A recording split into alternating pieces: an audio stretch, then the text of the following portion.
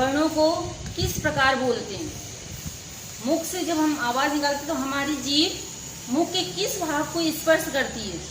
वर्णों के उच्चारण में मुख जीभ जो होती है वो हमारे मुख के कई भागों को स्पर्श करके वो जो ध्वनि निकलती है उसको ही कहते हैं वर्णों का उच्चारण स्थान।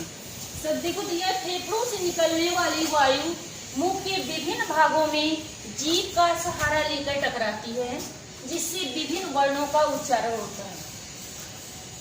जब हमारे फेफड़ों से वायु निकलती है तो वो हमारे मुख के किसी भी कई भागों से टकराती है जीभ, उन्हीं से वर्णों का क्या होता है उच्चारण स्थान होता है। सबसे पहले लेते हैं कंठ। कंठ क्या होता है गला।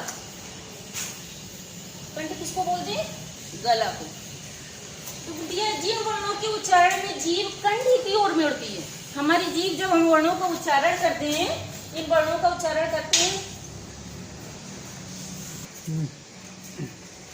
जैसे जैसे आ आहा का खा गा घा अड़ा। इन वर्णों में जीभ क्या होती है कंठ की ओर मुड़ती है। हमारी जीभ जो है जब हम वर्णों का उच्चारण करते हैं तो हमारी जीभ कंठ की ओर मुड़ती है। फिर दूसरा है तालु। तालु को क्या कहते हैं तालब भी बोलते हैं, दूसरे नाम से तालब भी बोलते हैं। तालु क्या होती है तालु जो है हमारी जीभ का ऊपर वाला जो भाग होता है हिस्सा होता है उसको तालु बोलते हैं। तो जिन वर्णों के उच्चारण में जीभ हमारी तालु को स्पर्श करती है उन्हें तालव्य बोलते हैं। इन वर्णों के कौन से वर्ण है वो ई ड़ी चा छा जा छा या सा। इनको बोलकर भी देखा जाता है, जब ई बोलोगे तो जो हमारी जीभ है वो तालु को स्पर्श करेगी। इनको बोल करके देखो ई में ई चा में भी देखो जीभ जो हमें जीभ है वो तालु को स्पर्श कर रही है। चा छ जा छ ऐसे। फिर आते हैं नंबर 3 है मूर्धा। मूर्धा क्या है सबसे पहले मूर्धा जो हमारे दांत के पीछे का भाग होता है, ऊपर का हिस्सा खुरदरा होता है दानेदार, उसको मूर्धा बोलते हैं। तो जिन वर्णों के उच्चारण में हमारी जीभ मूर्धा को स्पर्श करती है उन्हें मूर्धा वर्ण कहते हैं। कौन से वर्ण होते हैं वो होते री टा खा दा धा अणा रा सा। अब इनको बोल के देखो हमारी जीभ मूर्धा को स्पर्श करती कि नहीं, बोल करती है टा टा। जब बोलते हैं तो टा है जीभ किसको स्पर्श कर रही है मूर्धा को, ऊपर वाले भाग को स्पर्श कर रही है। था डा धा अणा रा सा। फिर आते हैं दंत। दंत का मतलब दांत, जो अपने दांत होते हैं इनको दंत भी बोलते हैं। ठीक है। अब जिन वर्णों के उच्चारण में जीभ हमारी किसको दांतों को स्पर्श करती है, अंदर के भाग को दांत के अंदर के भाग को स्पर्श करती है वो दंत वर्ण कहलाते हैं। इन कौन से वर्ण आते हैं दंत वर्ण में ता था दा धा ना ला सा।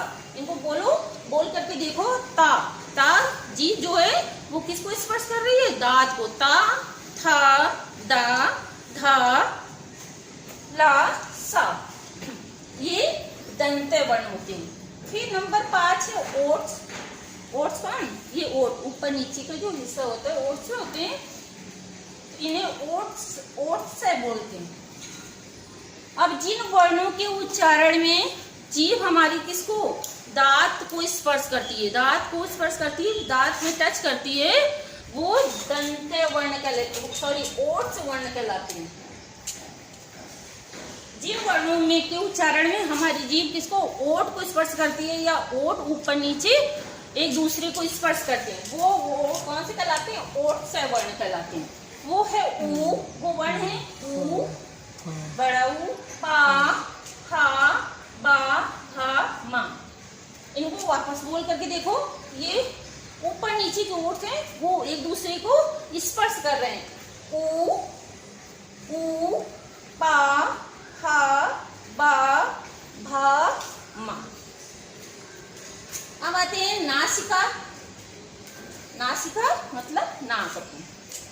तो जो वर्ण होता है, प्रत्येक वर्ग का पांचवा वर्ण होता है, वो क्या कहलाता है? पंचमाक्षर। ठीक है, पांचवा अक्षर वो उच्चारण में नासिका की सहायता लेता है। जब हम उनका उच्चारण करते हैं तो किसकी सहायता लेता है? नासिका की सहायता लेता है, इसलिए उसको नासिक वर्ण बोलते हैं। ये वर्ण आते हैं अणा, इयाण, अणा, ना, मा। ये जो 5 वर्ण होते हैं, ये 5 वर्ण नासिका की सहायता से बोले जाते हैं। अब इसके बाद आते हैं कंठ तालु। कंठ तालु मतलब कंठ और तालु दोनों की सहायता। जिन वर्णों का उच्चारण हम हमारी जीभ किसे कंठ और तालु दोनों की सहायता से बोलती है, वो वर्णन किया जाता है, उन्हें कंठ तालु कहते हैं। इन्हें कंठ तालब वर्ण भी बोला जाता है। ये केवल 2 होते हैं, कौन कौन से? ए और ए। इनको कंठ और तालु की सहायता से बोला जाता है। इसके बाद आते हैं कंठोष्ठ। कंठोष्ठ का मतलब कंठ और ओठ दोनों की सहायता से ये वर्ण बोले जाते हैं। ये वर्ण कौन से होते हैं? ओ और आ होता है। ये 2 ही वर्ण होते हैं जो कंठ और ओठ की सहायता से बोले जाते हैं। अब आते हैं इसके बाद दंतोष्ठ। दंतोष्ठ दांत और ओठ से, दांत और ओठ से जिन वर्णों का उच्चारण हम जीभ जो स्पर्श करती है, जिसको दांत और ओठ को स्पर्श करती है, उन्हें दंतोष्ठ वर्ण कहते हैं। ये कौन से वर्ण होते हैं? ये होते हैं वा और था। 2 ही वर्ण होते हैं जिनमें हमारी जीभ दांत और ओठ को स्पर्श करती है, उन्हें कहते हैं दंतोष्ठ।